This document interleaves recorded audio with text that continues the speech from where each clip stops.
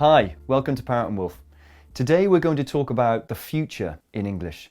There are different ways to talk about the future that depends on the situation. These situations are planned events, arranged events, spontaneous events, predictions with evidence, and predictions without evidence. Now, each of these 5 situations requires a specific verb form, and when we speak, we need to make sure that we use the correct form. Now, let's look at some examples. I'm going to buy the tickets tomorrow.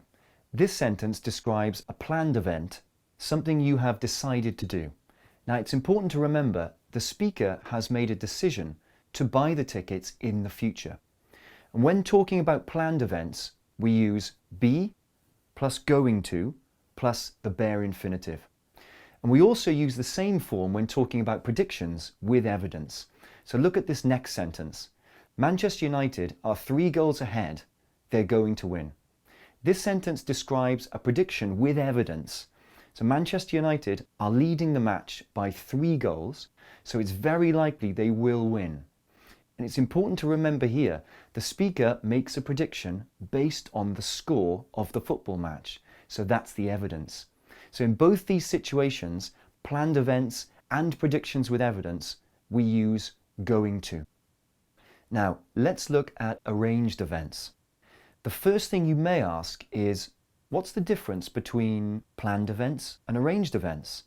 Well, when you make a decision to do something, the event is planned. When you make a decision to do something with someone else, the event is arranged. And the important difference here is arranged events involve another person. So, let's look at an example. I'm meeting Emma for dinner later.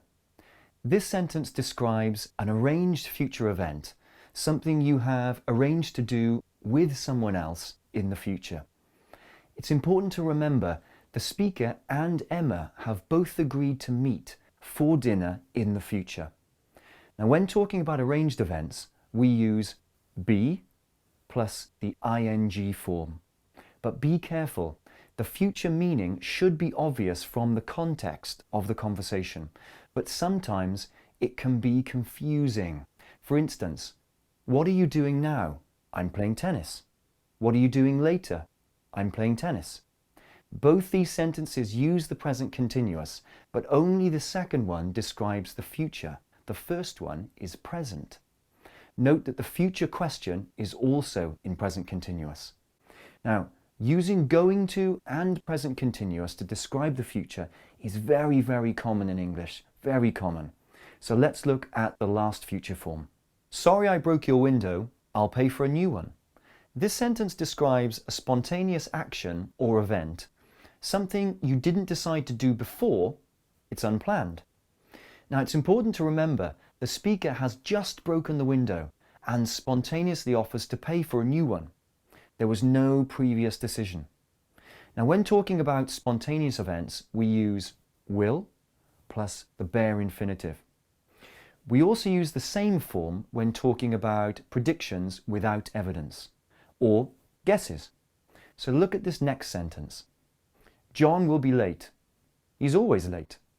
Now, this sentence describes a prediction without evidence. A guess. John is always late. This is typical behavior for him, but it's not evidence. It's important to remember the speaker makes a guess. If you know that in this instance, for example, John's car has broken down, we change the sentence to John is going to be late. His car has broken down. The car is evidence, so we use the form going to. Now, it's worth mentioning that the verb forms we use to describe the future are sometimes used freely by native speakers outside of the grammar rules. You'll often find this with English as native speakers express themselves and avoid repetition. So my advice is concentrate on the basic rules in this lesson and you'll have an excellent set of tools to speak accurately, fluently, and be understood. To find out more about learning English for Cambridge and IELTS exams, business and work, or general conversation, visit ParrotandWolf.com.